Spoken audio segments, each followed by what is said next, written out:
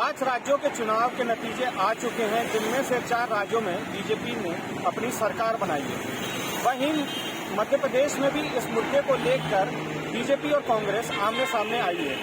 दरअसल गृह मंत्री नरोत्तम मिश्रा का एक बयान सामने आया, जिसमें उन्होंने ये कहा कि उत्तर प्रदेश में लड़की हूँ लड़ सकती हूँ अभियान तो कहीं नहीं चला, लेकिन मध्य प्रदेश का घर चलो घर घर चलो अभियान के तहत 5 राज्यों में कांग्रेस को घर पे बिठा दिया है।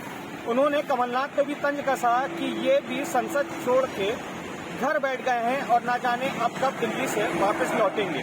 वहीं कांग्रेस ने इस पर तंज कसा है।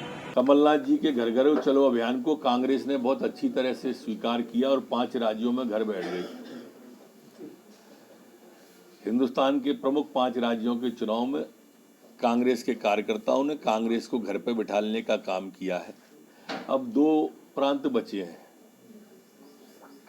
एक छोटा सा हमारा छत्तीसगढ़ है और राजस्थान है। अगले चुनाव में यहाँ भी घर बैठ जाएंगे और कमलनाथ जी तो खुद ही समझदार है, वो परसों ही घर चले गए थे। 5 राज्यों के नतीजे आए हैं और मध्य प्रदेश के गृह मंत्री ये कह रहे हैं कि खास करके उत्तर प्रदेश में लड़की हूँ लड़ सकती हूँ अभियान तो नहीं चला, लेकिन मध्य प्रदेश का घर घर चलो अभियान के तहत इन 5 ही राज्यों में कांग्रेस का सुपड़ा साफ हो गया और अब कमलनाथ जी खुद भी घर जाके बैठ गए हैं। गृह मंत्री नरोत्तम मिश्र जी छपास रोग से ग्रसित हैं।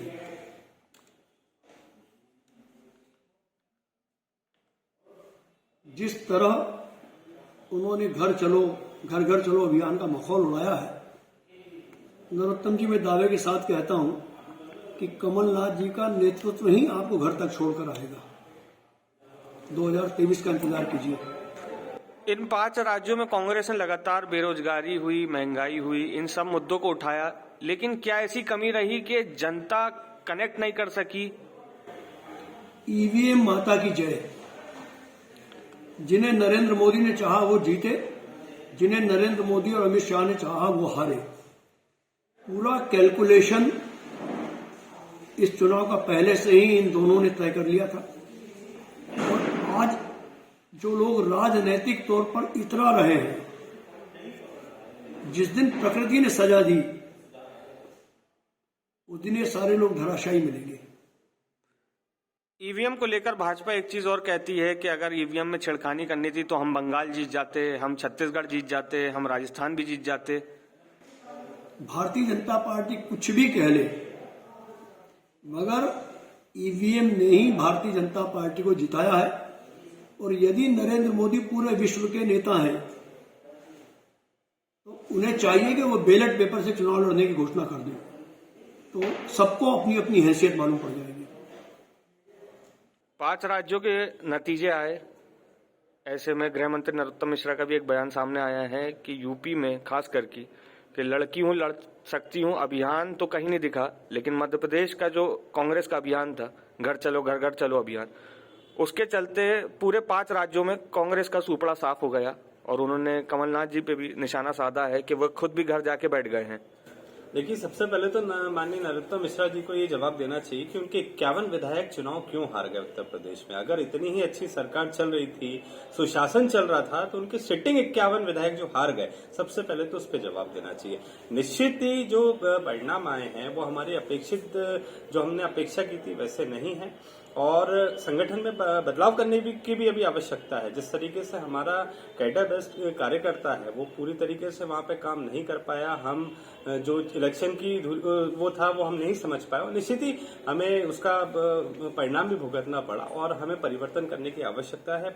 5 राज्यों के परिणामों पे समीक्षा की जा रही है, क्या कमियां रह गई उन कमियों को दूर करने की आवश्यकता है और निश्चित ही मैं समझता हूं ग्राउंड स्तर तक पे कांग्रेस पार्टी में बदलाव होने वाले हैं और हमारे कार्यकर्ताओं को पुनर्एकजुट करके संगठन को मजबूत करने के लिए नए कदम हम उठाएंगे।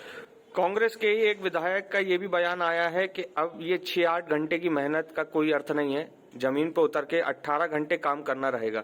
मैं समझता हूँ पांचों राज्यों में कार्यकर्ता ने 6-8 घंटे नहीं हार्ड जो यहाँ पे बिल्कुल जमीनी स्तर पे मेहनत की थी, परंतु जनता को हम हमारी नीतियों को समझा नहीं पाए। जिस तरीके से पूरे देश भर में हमारे विपक्षी दल धर्म की राजनीति, समाज की राजनीति कर रहे हैं, वो करने में वो सफल हुए। हम एक जो मुद्दे उठा रहे थे महंगाई के, बेरोजगारी के, वो जनता तक हम नहीं समझा पाए। ये हमारी कमियां रही और जनता आज महंगाई और बेरोजगारी को भी दरकिनार करके अगर जात और धर्म के आधार पर वोट देना चाहती है तो ये उसी का परिणाम है। आज देश के मुद्दे मैं समझता हूँ कहीं न कहीं धर्म और जाति के सामने विलुप्त होते जा रहे हैं। आज अपनी समस्याओं से हटके अगर हम धर्म को प्राथमिकता दे रहे हैं तो इसी तरीके से देश चलेगा और देश चलता रहेगा, बेरोजगारी बढ़ती रहेगी, महंगाई बढ़ती रहेगी।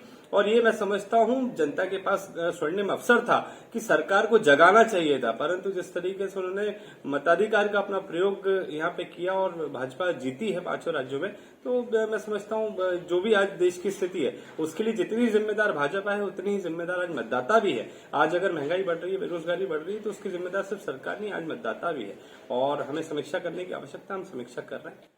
राष्ट्रीय नेतृत्व पे भी कई सवाल खड़े होते हैं कि वहां भी बदलाव जरूरी है। गांधी परिवार को अब हटा के कोई नया चेहरा लाना बहुत आवश्यक हो गया है। देखिए, हार अपने आप में एक बहुत बड़ी होती है, वो चाहे चुनाव में हो चाहे खेल में हो। जब हार जाता है, कोई टीम हार जाती है तो मैं समझता हूँ सबसे पहले कप्तान की जिम्मेदारी बनती है और कप्तान को दोषी ठहराया जाता है।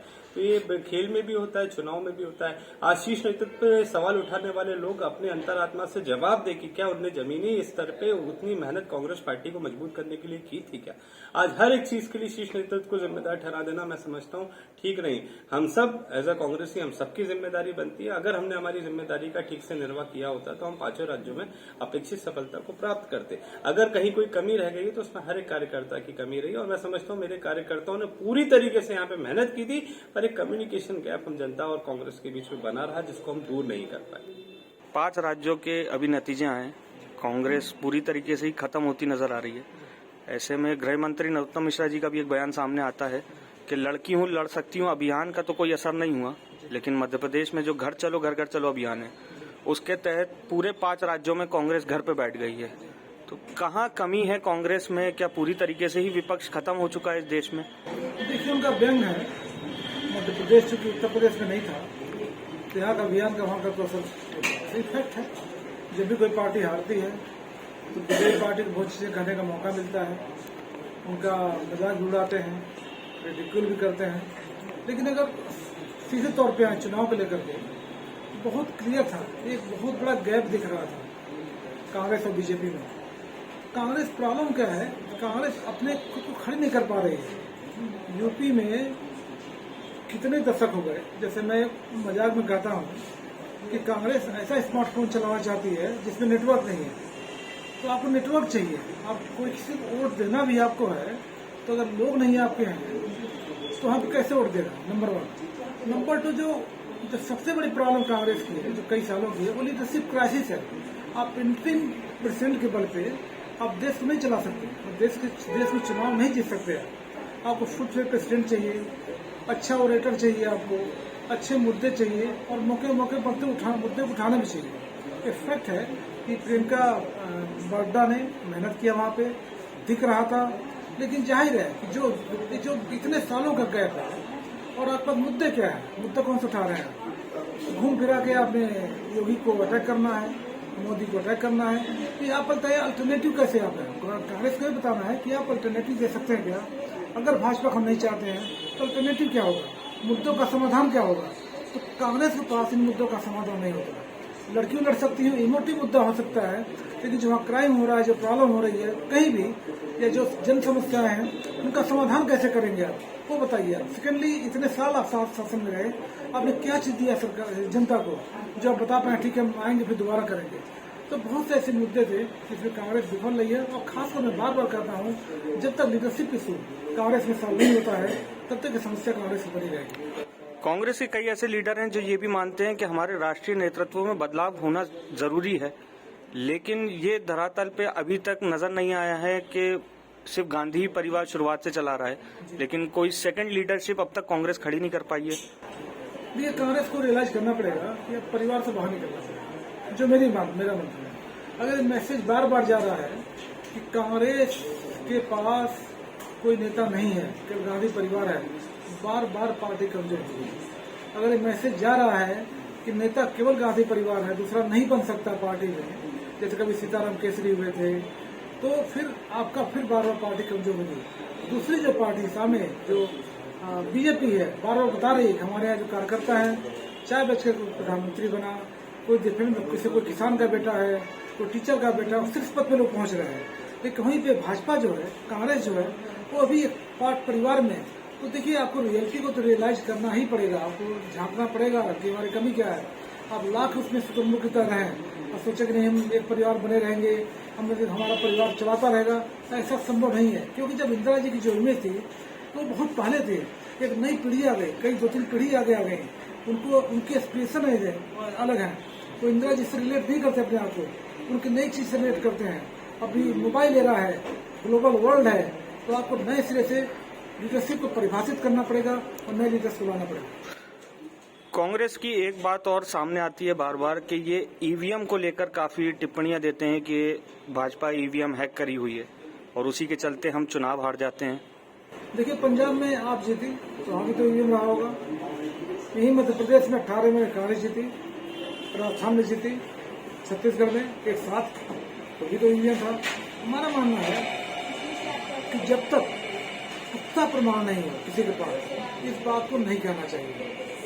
इलेक्शन कमीशन ऑफ इंडिया ने कई दिन खुला चैलेंज दिया, 1-2 साल पहले, मैं समय भूल रहा हूँ, कि कोई भी कंट्री से आकर, चाहे राजनेता हो, उनके प्रतिनिधि हो, कोई भी हो, आके उसको चैलेंज को स्वीकार करें, इसमें हम टेम्परिंग कर सकते हैं। Not a single person went there to prove that it can be tampered. जब तक हम साइंटिफिकली प्रूव ना कर पाए किसी पार्टी को, चाहे कांग्रेस हो चाहे सपा हो, इस बात को नहीं कहना चाहिए। अथवा यही माना जाएगा कि आप हार से फ्रस्ट्रेट होकर ये बात बोल रहे हैं।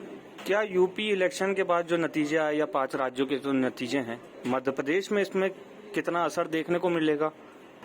देखिए 5 राज्य में 4 राज्य भाजपा को दिया, ये माहौल बनता है। आप भले कहें कि ठीक है 4 बार की इनकम्बेंसी है, बीच में कांग्रेस भी थी, लेकिन जब माहौल बनता है तो एक ऐसा वोटर होता है जो बीच में होता है, जो कमिटेड नहीं होता है, आइडियोलॉजी से नहीं जुड़ा होता है। ऐसे लोगों में एक भ्रम पैदा होता है और जाहिर है माहौल का फायदा किसी पार्टी को मिलेगा और मिलता भी है। कांग्रेस ने तंज कसते हुए नरोत्तम मिश्रा को ये कहा है कि ये ना हो कि कहीं इसी घर घर चलो अभियान के तहत आपको 2023 में घर बैठना न पड़ जाए।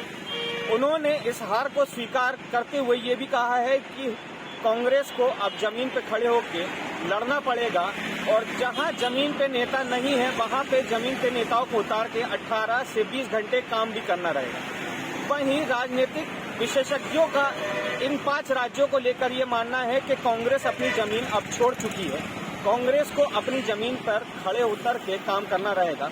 वहीं जिस प्रकार से कांग्रेस लगातार सिर्फ ईवीएम को दोष देती है, तो इनको यह भी रिपोर्ट प्रस्तुत करनी चाहिए कि क्यों ईवीएम में छेड़खानी हो रही है और कैसे हो रही है। प्रभासाक्षी के लिए मैं सुयश भट्ट, भोपाल।